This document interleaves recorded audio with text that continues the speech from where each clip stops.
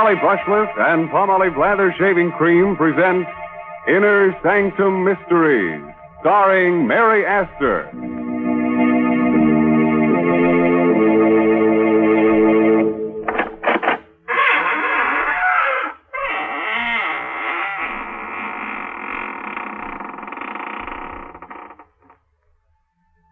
Welcome, friends of the Inner Sanctum.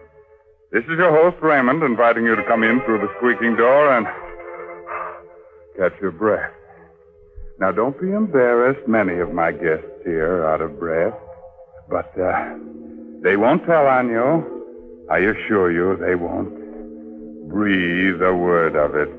You see, they were warm, too, when they came in, but they've cooled off now. You see, I've kept them on ice. Now, if some of them seem a bit unfriendly to you, don't mind. They can't help being stiff.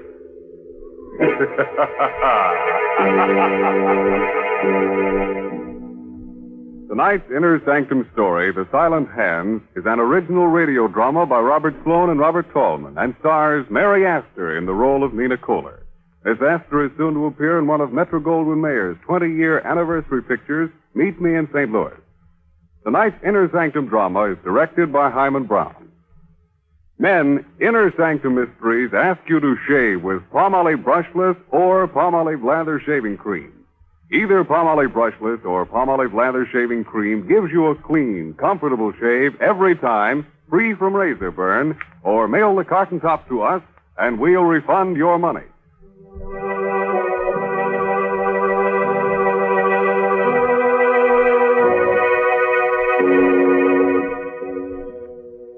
When a murderer sneaks up behind you and you haven't a rear view mirror handy, the best thing to do is listen carefully and try to hear the sound of the silent hands. High up on the bluff, overlooking a West Coast harbor, police cars feel their way through the fog on their night patrol. They're on the lookout for a mysterious woman in white who has already strangled 3 men and pushed their bodies over the cliff. Attention all police cars. Attention all police cars. Woman in white evening dress reported walking with middle-aged man in Overlook Park. Investigate right away. Investigate right away.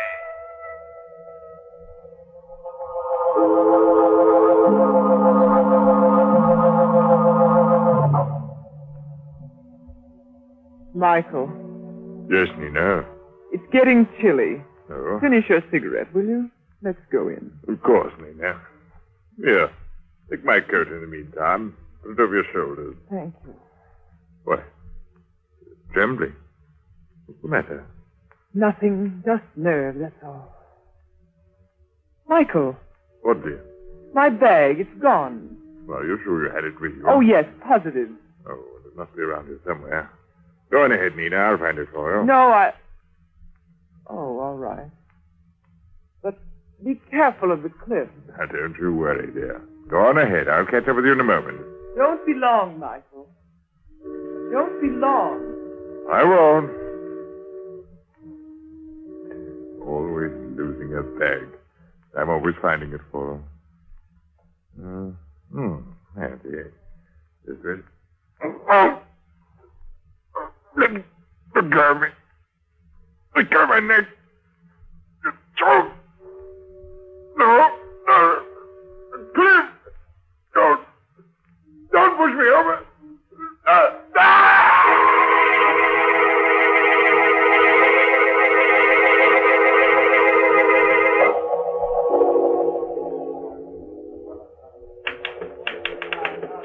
Don't you ever go home, Barnes? Not when there's a story to get out.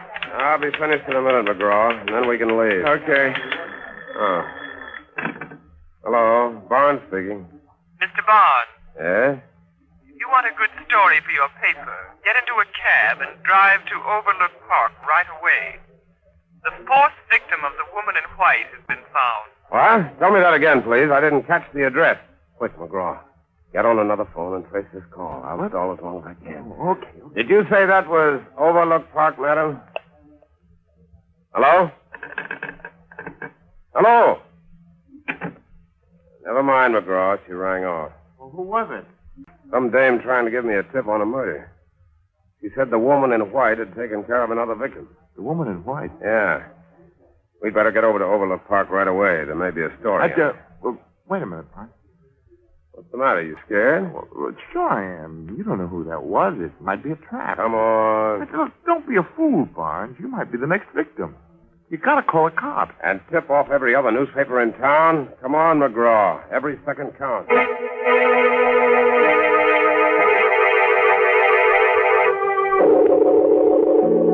Holy mackerel.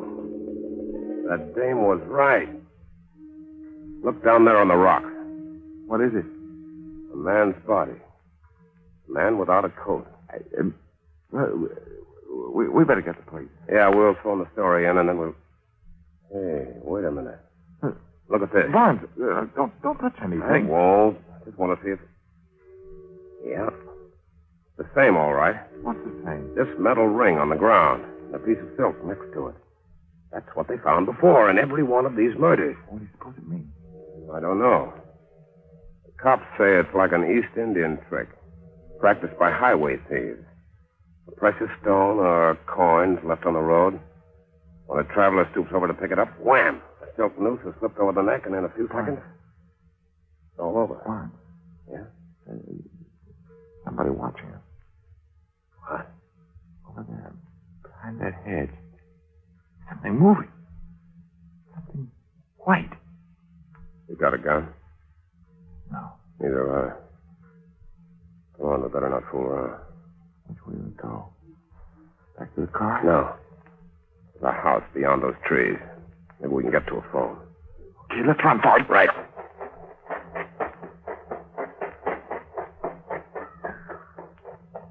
What the devil's that? Sounds like some kind of a tropical bird. You mean here in the park? This isn't the park, gentlemen. That tropical bird you hear is in the aviary next to the house. It's part of my private collection. You live in that house? Yes, with my sister. These are our grounds, gentlemen, and you're trespassing. Well, lady... We're looking for a telephone, madam. We're from the Chronicle. I don't care where you're from. You'll have to leave immediately. But someone's been killed. You'll have to leave immediately. My sister is ill. She can't have any excitement. Nina! Go back into the house, Carolyn. Nina! I've been looking for you. Where have you been? You know very well I've been out here feeding the birds. Why do you ask? Because I didn't see you. I thought perhaps you went back to the place where... Carolyn! You catch cold out here. We'd better go back in the house. But who are these men, Nina? Reporters, dear. We'd like to use your telephone, miss, if there's one in the house. Why, of course. Come along. I'll take you to it. Thank you. If you men are reporters, I suppose you want to phone your paper about... About what? Nina, you're hurting. I'm sorry, dear. If I held your arm too tightly, I didn't want you to stumble. You're lying. You don't want me to talk. That's not true, Carolyn. You can say anything you please. Go ahead. Say anything you please. Oh, Nina. Please forgive me. I didn't mean what I said before. I'm just upset because you've left me alone so much tonight. But I haven't left you alone, dear. I've been in the house with you all evening. Don't you remember? Oh, yes, of course. You've been with me all evening. In the house. Carolyn. I think you're strong enough now to take these gentlemen inside and show them to the phone. I'm going to stay out here for a while and speak to the birds. Yes, Nina.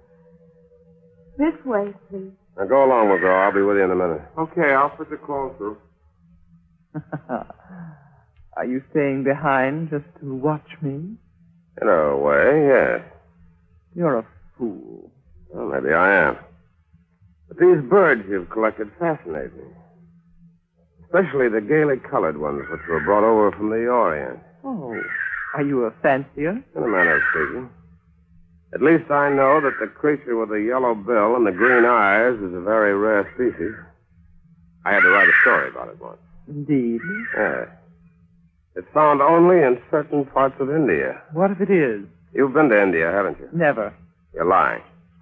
I'm not accustomed to being spoken to like this. But you are accustomed to lying. Only that alibi about not being out of the house tonight won't stand up. Won't it? No. That dress you're wearing is torn. And the piece that's missing from it is in my pocket. I found it out there on the cliff, near a metal ring and a bit of silk. Now you're lying. I have the evidence right here in my hand. Give it to me. Not so fast. Let go of my hand. Let go. Open it. Open it. I'll dig my nails into you. Wait a minute. Wait. I'll open it. There. I knew you were lying. There's nothing in it. No, of course not. But I found out what I wanted to know. For a woman, your hands are abnormally strong.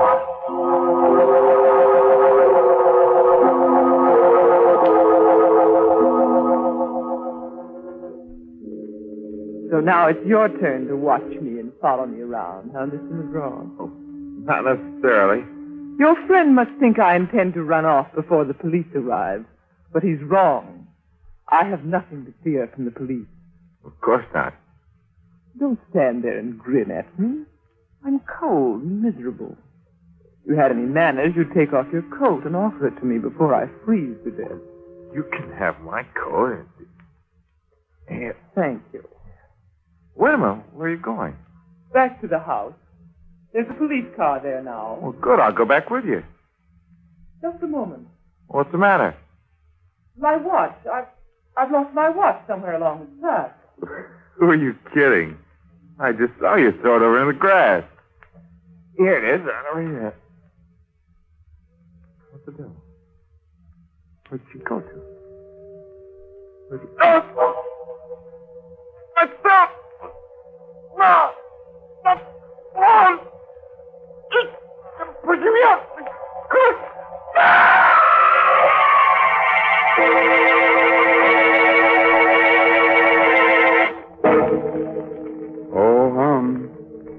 Sorry to see McGraw go like that.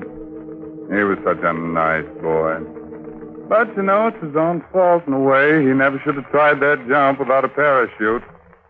He may hurt himself someday, like the fellow who, when shaving, gives himself a good case of razor burn. Men, when you torture your face with razor burn, don't just blame your razor blade. Instead, try Palmolive Brushless. That smooth, easy to spread, won't clog your razor shave cream. You see, Palmolive Brushless literally lubricates your skin, so your razor just glides along without tugging, scratching, or scraping. Yes, mister, even the toughest beards glide down and wilt when you use Palmolive Brushless. And your face is cool, comfortable, not drawn or dry. So why don't you quit bothering with a shaving brush and try Palmolive Brushless? You buy Palmolive Brushless in the big money-saving Victory jar, and we'll guarantee you a clean, comfortable shave every time. And we know you'll sing goodbye forever to painful razor burn.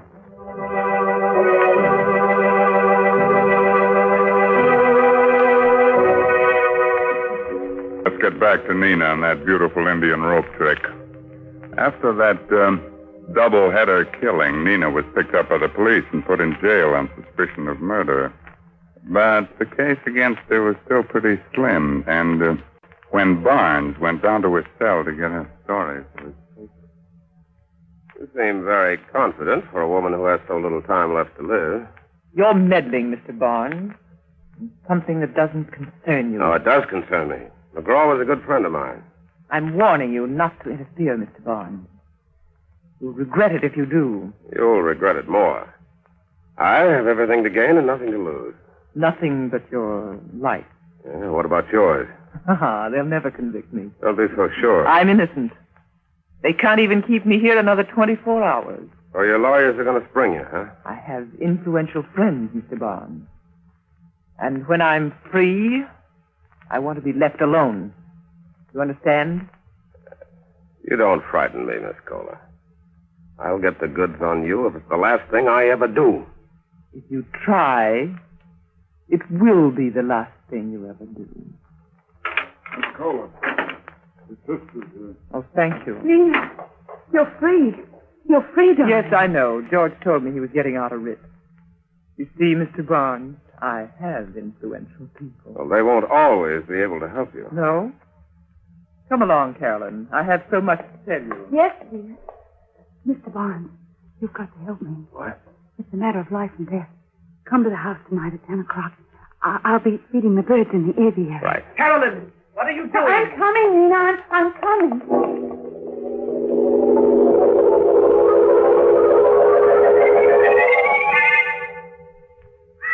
Miss Kohler.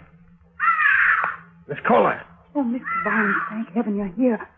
I was afraid you wouldn't come. Well, you said it was a matter of life and death. It is. It is. My sister's been lying to the police, and she's made me lie for her, too. What do you mean? Well, that night you were here, that night Michael was killed, she told you she was in the house with me all evening, but she wasn't. She was out with him, walking through the park. Why didn't you tell the police? I couldn't. I was afraid of what she might do to me. You don't know her, Mr. Barnes. She'd kill me if she thought I was telling you this. But I've got to tell somebody. I've just got to. Wait a minute, kid. Get hold of yourself. The night this fellow Michael was killed, your sister made you say that she was home with you all evening. Yes, that's right. Did she tell you why she wanted you to lie for her? Yes. I don't believe her. She said she had nothing to do with Michael's death, but there was no way of proving her innocence. She was afraid that police might convict her on circumstantial evidence if I didn't give her an alibi. I see. One more question, Miss Kohler. You've been to India, haven't you? Yes, we lived there a number of years. I thought so. When I saw that bird with the yellow bill and the green... Well, by the way, where is that bird? I don't see it. It's gone. The cage is empty. Your sister must have taken it away. I had to, Mr. Barnes. He was dead. Oh, Nina. Why are you so frightened, Carolyn? Have you been talking out of school? Oh, no. What have you told him? Nothing. I haven't said a word. You're lying. Go into the house, Carolyn. Just a moment. Are you meddling again, Mr. Barnes? I'm more than meddling. I'm going to protect the state's key witness in its case against you. So you have told him? Yes, I told him everything. I don't care what you do to me. I don't care. Be quiet. Be quiet, I say. How long do you think you can keep this up, Miss Kohler? Aren't 5 cold-blooded murders enough for you? You're a fool, Barnes. Phone the police, Carolyn. Hurry. I'll keep her here until they arrive. Carolyn, don't you dare. Phone the police, I tell you. She'll kill you if you don't. Yes, I'll call them. Carolyn, come back here. The jig's just about up, Miss Kohler. You think you're clever, don't you? Not especially. But I know who committed those murders. You don't. You're wrong, Mr. Barnes.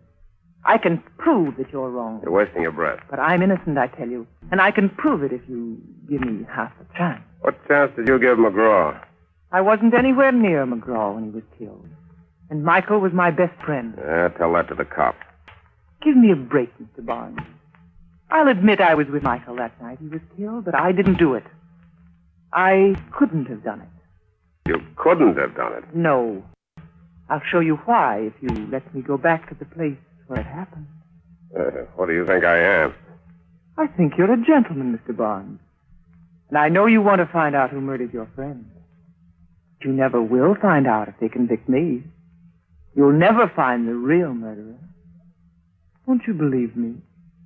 Won't you give me this one last chance? I don't know. Please, let me prove that you're wrong. Okay. Where do you want to go? Back to the edge of the cliff.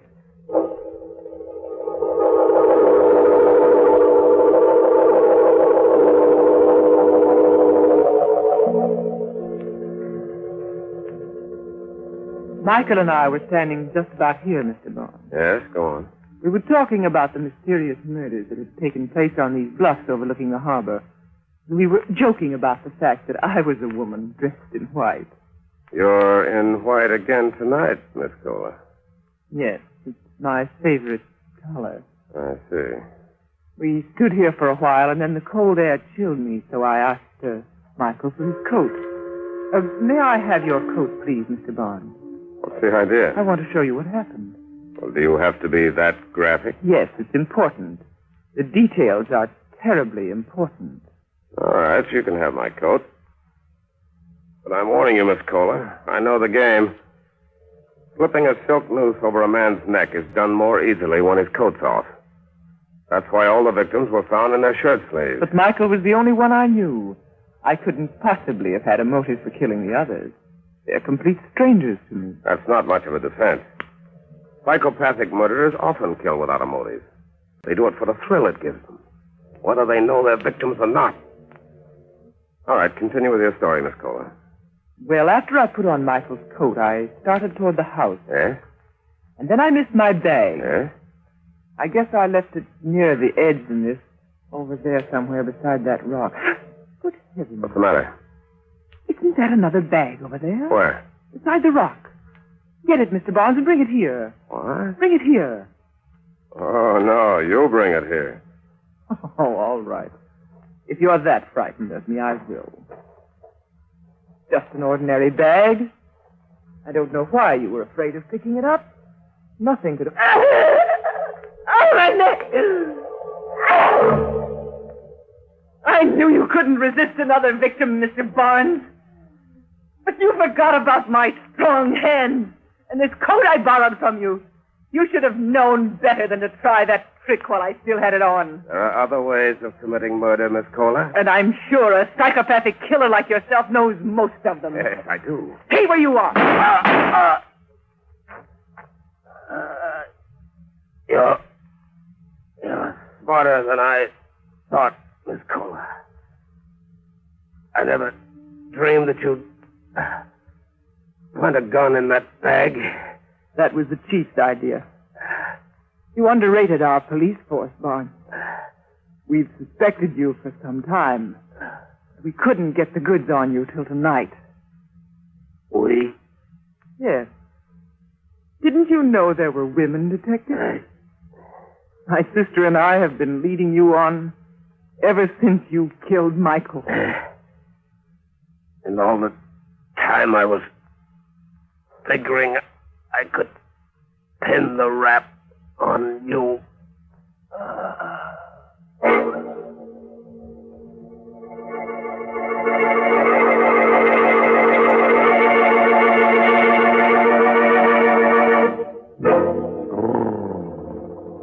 That Barnes boy gave me the willies. And that, of course, leads to the gimmies. Well, look here. Here's Flat Top with the wanties. I want lots of lather. I want lots of lather. Okay, you men who use a brush when you shave, you want lots of lather. And you'll get lots of lather simply by using Palmolive Lather Shaving Cream. For an honest whisker wilter, millions of men prefer it. In fact, more men use Palmolive than any other lather shaving cream. Here's why. First, Palmolive Lather Shaving Cream gives lots and lots of lather. He-Man lather with millions of moist bubbles to blitz your beard. Second, Palmolive Lather lubricates your razor, speeds your shave, and leaves your skin smooth, cool, comfortable. So, if you're a lather and brush user and want to avoid razor burn, get Palmolive Lather for a smooth, easy shave that you'll whistle your way through. Get Palmolive Lather Shaving Cream knowing it's going to leave your skin smooth, your face clean and comfortable, or your money back.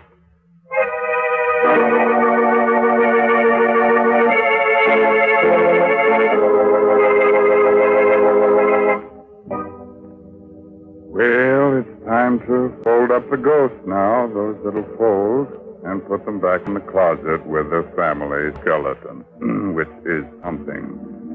But remember, the next time you're out in the park on a foggy night, keep your shirt on.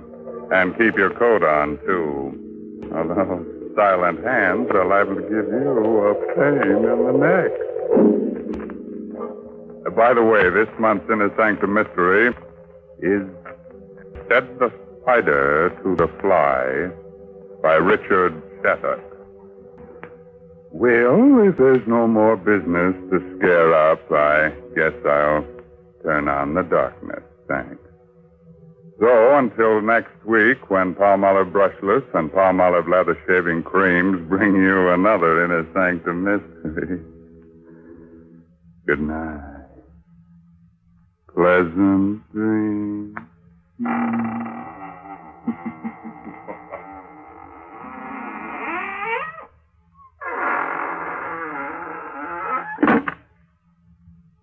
What is the 14-day Palmolive plan? Yes, what is the 14-day Palmolive plan? It's the biggest beauty news in years. Doctors tested this plan, proved it brought lovelier complexions to 2 out of 3 of all the women tested. Here it is. Wash your face with Palmolive soap. Then massage for a full 60 seconds with Palmolive's lovely soft lather.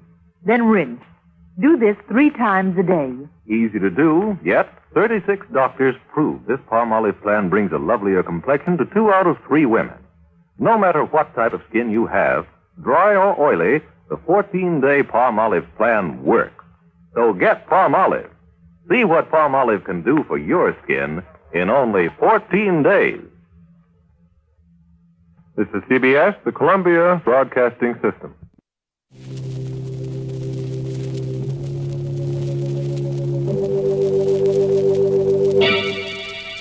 Lipton Tea and Lipton Soup present Inner Sanctum Mysteries.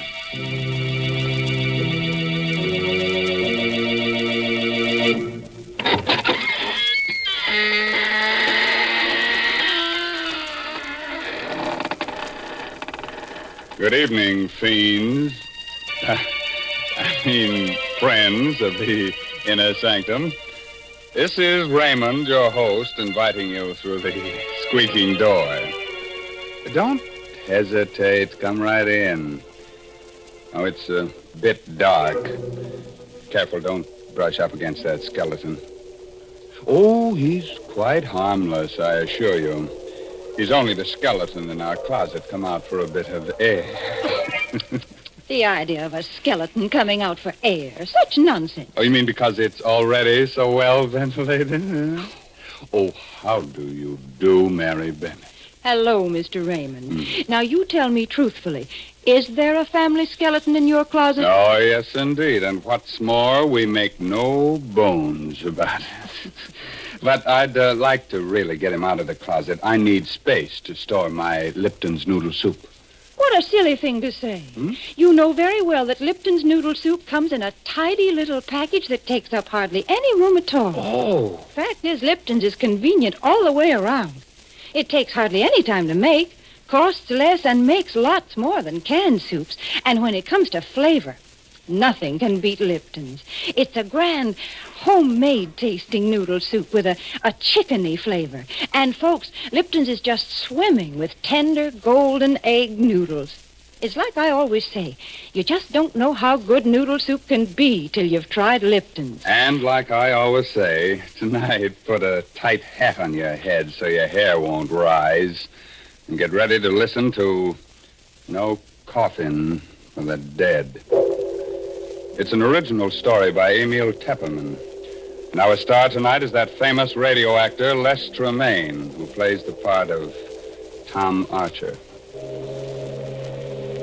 Along the swanky East River Drive, all is quiet, except for the footsteps of 2 men who hurry toward one of the many tall apartment houses. Let me introduce you quickly to these 2 men before death strikes out at them. The man on the outside, the tall, blonde man, is District Attorney Tom Archer. The other one, the lean, dark-haired fellow, is Tom Archer's assistant, John Frayne. Tom's really worried about something. I'll walk you to the door of your house, John. I don't like your being out alone this late at night. Whoever's been sending you those threatening letters isn't John. Look out, John. That fellow in the alley with a knife. Look out. Drop that knife, you. Oh, you've killed him. You've killed John Frayne. Don't! Keep back, you! No! With that knife, you don't! No! Don't stab me! Well, the devil killed John Frayne. Stabbed me. I'll remember his face if I ever see him again. I'll remember.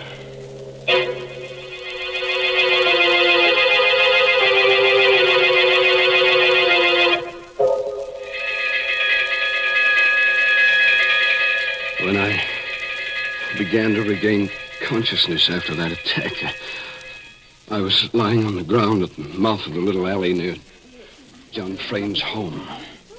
A fussy little ambulance intern had just finished working over me. There was a small crowd around me. And I glimpsed the face of Detective Inspector Lambert just behind the intern. There. Feel better now, Mr. Archer? How is he, Doc? I about got him fixed up, Inspector Lambert. I think he'll be all right. He's conscious now. Can I talk to him? Yeah, but better not move him for a few minutes till the shock wears off. How are you, Mr. Archer? Oh, pretty good. I feel like a mummy with all these bandages. Yeah, both hands. What did they do? Jump you with knives? Oh, we were passing the alley. John and I... John? What happened to John Frayne? Speak up, Inspector. What happened to John? Now, take it easy, Mr. Archer. John's dead. They got him in the back. Right through the heart. Oh, merciful heaven. John? Did you get a look at the killers, Mr. Archer? Could you identify them? Well, there was only one man. He came out of the alley. He stabbed John, and then he swung at me. I didn't have time to go for my gun, so I caught the blade in my bare hands. He ripped the knife away and stabbed at me. I don't know how many times. 6 stab wounds, Mr. Archer. You're darn lucky none of them hit a vital spot. That was a brave thing, grabbing the knife with your bare hands. Probably saved your life. That's the mistake the killer made, leaving me alive. I've seen his face. I'll catch up with him, if it takes the rest of my life.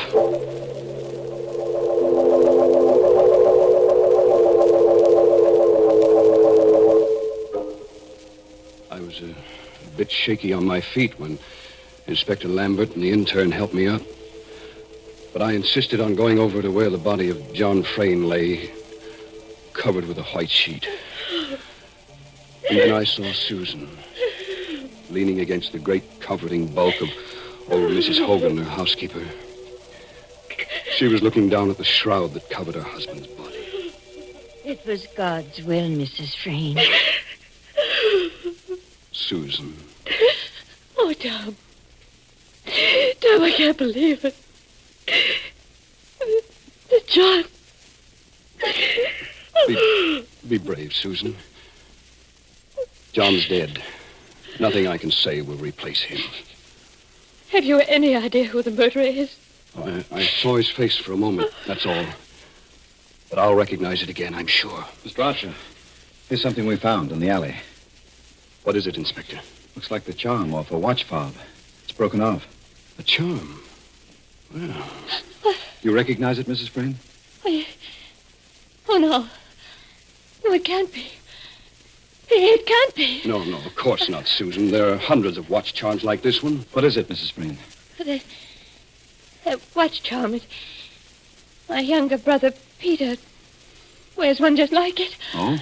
Oh, nonsense, Lambert. You can buy those in any jewelry store. Besides, I saw the killer's face. It wasn't Pete. Mrs. Hogan. Yes, Mr. Archer? Please take Mrs. Frayne upstairs now. That I'll do. Come along, darling. I'll see you later, Susan. Oh, please stay here, Tom. You're hurt. All those wounds. I'll be okay. Right now, I'm going to go downtown with Inspector Lambert and look at pictures while that murderer's face is fresh in my mind.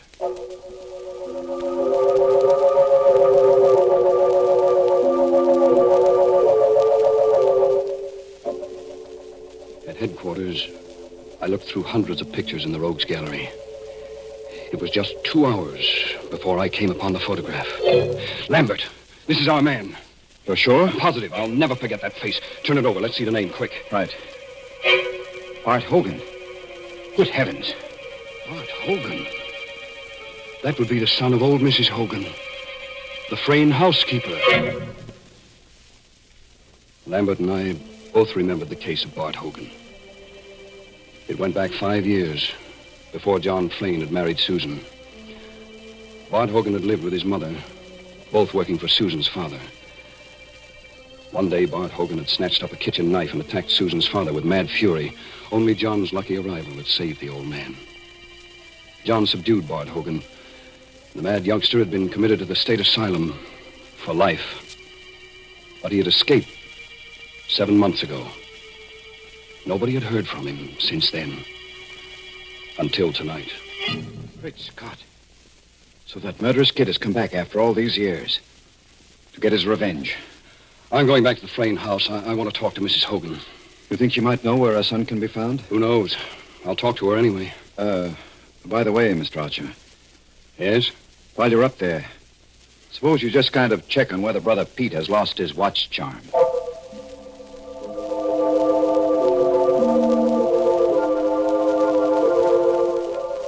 The Fraynes occupied a top-floor duplex in the riverfront apartment house.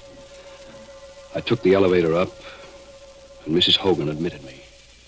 I'll take your hat and coat, Mr. Archer. Thank you. Mrs. Hogan, where's your son, Bart? Bart? Well, why'd you ask after Bart? Have you seen or heard from him since he escaped from the state asylum? What makes you ask that? Mrs. Hogan, there's reason to believe that the person who attacked us in the alley is your son, Bart. Oh, no. Never say that, Mr. Archer. I'm afraid it's true. No, it couldn't be. I swear to you, it couldn't be Bart. Why not? I can't tell you why. But it wasn't Bart, I'm sure. What makes you so sure? You know where he's been hiding since his escape? You know where he is now? Oh, heaven help me. If you know where he is, you must give him up. But he didn't do it. He didn't. Believe me, Mrs. Hogan, I understand how you feel. But it'd be far better for Bart to go back to the state asylum than to be hunted for this new crime. If he didn't do it. Mr. Archer, if I prove to you that Bart couldn't have done it, would you let him be? Not make him go back to the asylum? Well, I don't know what to say. You see, I was downtown just now, and I recognized the picture of the man who attacked us. It turned out to be your son. There's very little chance that I was mistaken. But if I prove he couldn't have done it? How can you prove it? Well, come, I'll show you.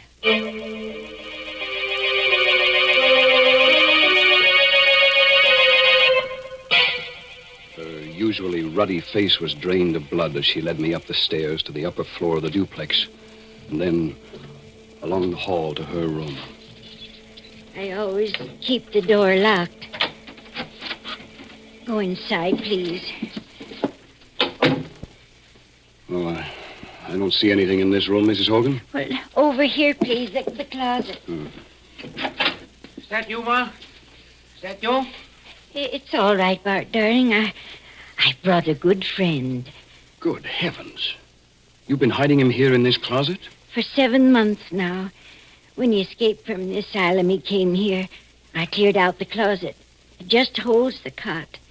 He lies in there night and day. Where's he, Ma? Why'd you bring him? What's he want? Don't be afraid, Bart. Mr. Archer won't hurt you. He wants to ask you some questions. Bart, have you been out of this room tonight? Out? Me? Not a chance. He tells the truth, Mr. Archer. Here, I'll pull the blanket back and show you the proof. There. Look at his legs. He was shot in both legs when he escaped from the asylum. I couldn't get medical attention for him, and the wounds never healed properly. I see. You must believe me now, Mr. Archer. Bart couldn't be one who attacked you, because, well, he'll never be able to walk as long as he lives.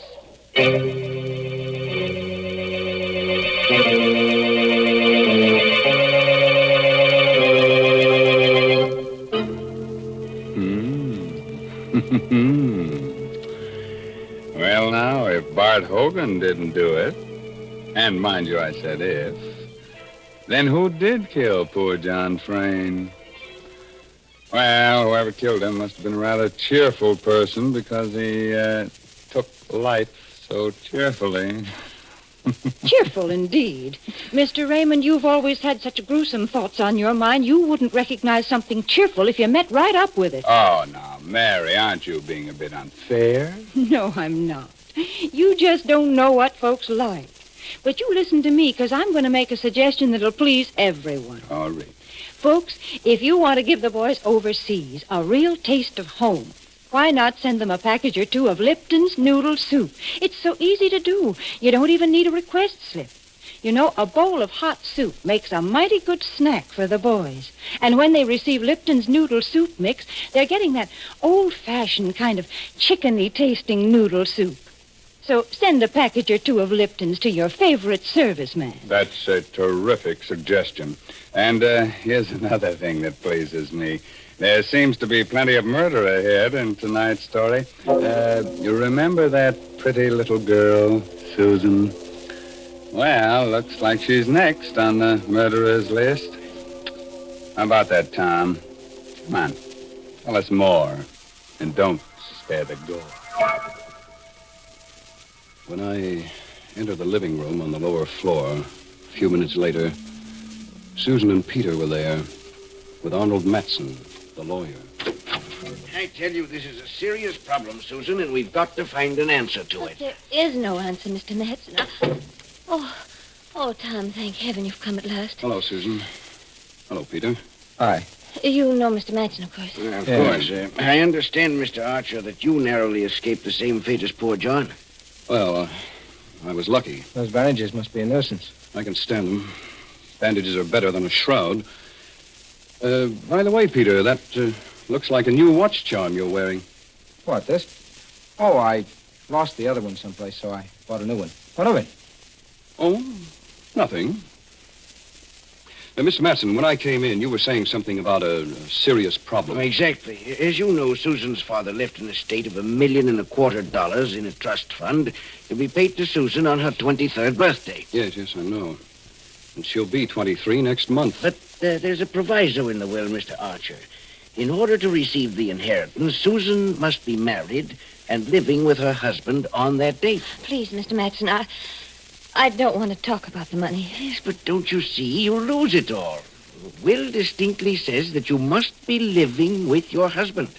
If not, then the money goes to 8 charities, except for $50,000 to Peter. I don't care. I don't care what happens to the money. Without John, it doesn't matter. Well, Peter, it'll be a break for you. What do you mean by that, Matson? Well, there's no need to become enraged, Peter. I only pointed out... Oh, you filthy rat, I'll show you what I'm going to do. Take it easy, Peter. Go. All right. Take your hands off me. Why are you all looking at me like that? You look as if you thought I killed John. Well, say it. Why don't you say what you think? Better cool off a little, Pete. This is no time for a scene. Yeah? For that matter, Tom Archer, what about you? You'd like to marry Susan yourself, wouldn't you? Why, you rotten little... You better cool off a little, Tom. This is no time for a scene. I'm sorry. Yes, Peter, you're right. I would like to marry Susan. You know that, don't you? Yes, Tom, I know. Duh. You two look at each other like a couple of puppies in love. I'm going to get a drink. And nuts to the 50,000. Right, George, I've got it. Got what, Mr. Matson? The solution to our problem. What are you talking about? That's it, don't you see, Susan? You can marry Tom Archer here, and then you'll be able to legally claim the estate on your birthday. Well, that's a pretty callous thing to suggest, Matson. Callous? I'm a lawyer. It's my duty to protect my client. I couldn't do it. Of course not. Look here, Susan. Is there anyone else in the world who would benefit by John's death? I don't know. I can't think. What's the difference? Are you still looking for clues, Archer? You know who the murderer is, young Bart Hogan. Why look further? Bart Hogan? Matson, how did you know about Bart Hogan? What do you mean? Well, I just come from Inspector Lambert's office. There was nobody present when we found Hogan's picture. How did you know about it? Well, it's really quite simple. I phoned headquarters a little while ago, and Inspector Lambert told me. Archer, Matson! What's that? Peter! Archer, come quick, in the kitchen. Come along, Matson, quick. Yes. You stay here, Susan. All right, Pete, take it easy. We're coming. Down the hall, the kitchen. Get hold of yourself. You open the door. I can't. Look, go ahead, Archer. Open it. Good heavens. It's Mrs. Hogan. She lay on the kitchen floor on her back with blood all over her clothes. The blood came from a gaping knife wound in her throat. And the knife lay on the floor alongside her. I found her that way. Her body's warm. She was killed within the last 10 or 15 minutes. Then the killer's running loose somewhere in the house. Susan! She's alone! Good heavens. There, on the floor. Susan, darling. Is she dead? No. She's only fainted. The shock. Oh. It's all right, Susan. What happened? Was it Mrs. Hogan? Yes.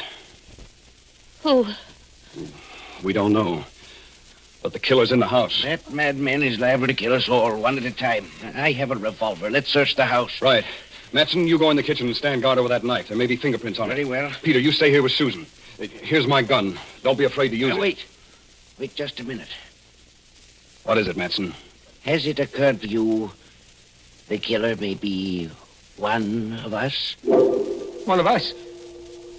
What are you looking at me for? You were out of this room for quite a while. Why, you are... I'll kill you! Look out, the gun! Drop that gun, Peter! Drop it! That's better.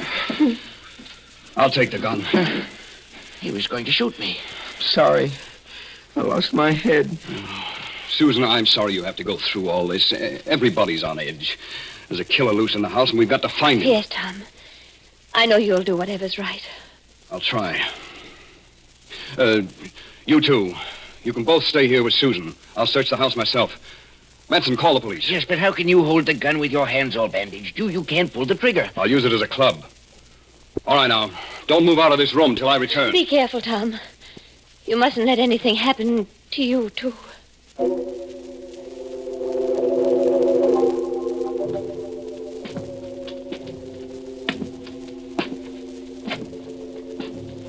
I went slowly up the stairs to the upper floor, gripping the gun by the barrel in my bandaged hand.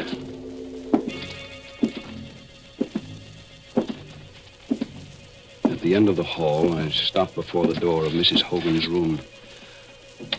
I opened the door with the keys.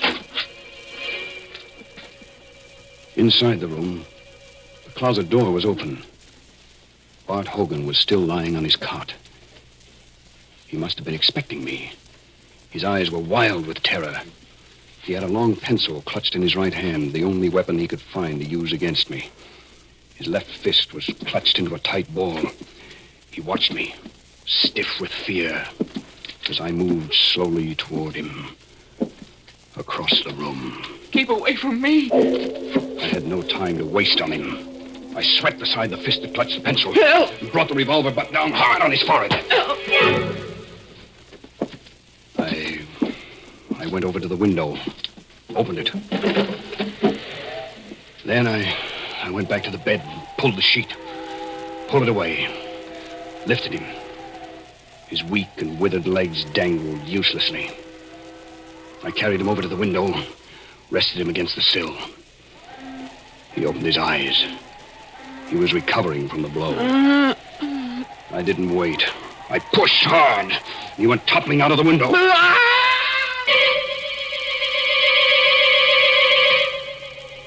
I leaned over and saw the body strike against the 10th floor setback, then go hurtling into the air and smash down upon the pavement far below. There wasn't enough of him left to perform an autopsy on. They'd never know his legs had been no good, that he hadn't been able to walk. Everything would be easy sailing from here on. Susan would marry me to save the estate. $1.25 million. Oh, I'd been clever enough. When I called out that fake warning at the mouth of the alley, I myself stabbed John in the back. Then I slashed myself up. They'd taken my story at face value, Lambert and the others. I'd guessed that Mrs. Hogan was hiding Bart, but just as a precaution, I'd stolen Peter's watch chain and dropped it at the scene of the crime in case I should need another suspect. But when I found Bart couldn't walk, it became necessary to kill Mrs. Hogan, too, for she was the only one who could tell the police that Bart hadn't been able to walk.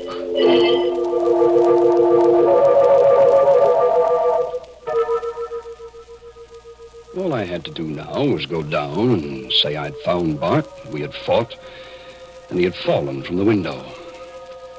The perfect crime. I took one more last look down into the street where a crowd had gathered around Bart's body. I was able to make out the figure of Inspector Lambert bending over what was left of him. And I saw Lambert force something out of the clenched left fist of the dead body. In a flash, I remembered that feeble little pencil with which Bart had tried to defend himself. I pulled in my head from the window and glanced across to the closet. I saw it at once. A small white scratch pad. I rushed across the room and snatched up the pad. There, on the topmost page, were the indentations of what Bart Hogan had written on the page and then had torn off. I could read it clearly. I could almost imagine his terrified voicing of the frightened appeal as he wrote it. Archer was here. He means to kill me. He wants them to think I killed John Frayne. That I can't walk. I've got 2 bullets in my legs. For God's sake, save me. Bart had written that note, meaning to throw it out the window. But I had come back too soon for him, and I had thrown it out of the window for him. I went back to the window and looked down. I saw Lambert peering up. Then he turned away and hurried toward the entrance of the building. He's coming for me. There's only one thing for me to do now. I've locked the door. It'll take time to break it down. In the meantime, I've taken the bandage off my right hand. I'm writing a full account of tonight's work. I gambled for a fortune, and I lost.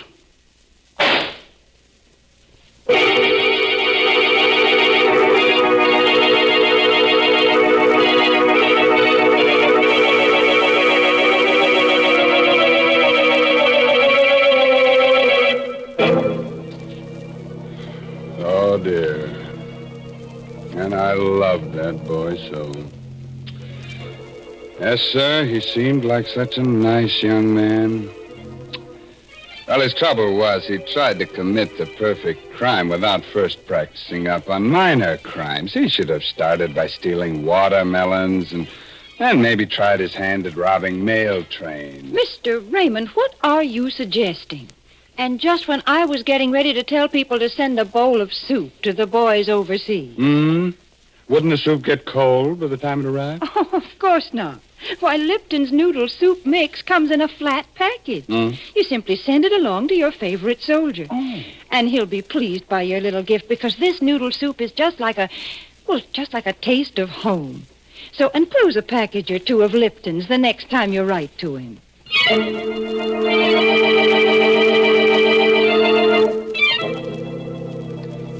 Oh, gosh, I'm sorry you have to go so soon.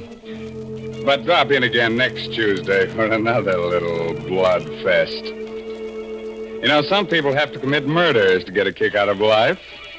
Others get their satisfaction from listening to Inner Sanctum. But, word of advice. If you've got to commit a murder, please don't get yourself caught. Because if you do, you'll surely get a free ride with the only person never bothered by backseat drivers. I mean that they're hearse drivers.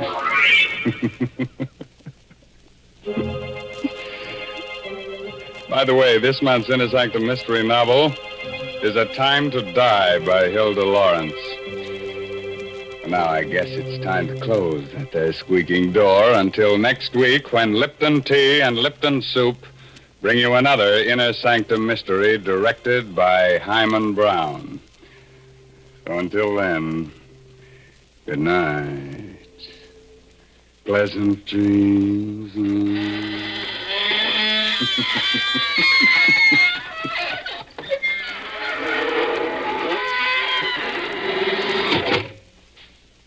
Folks, here we are outside the squeaking door. And I guess we're all pretty shaken up after hearing about those murders.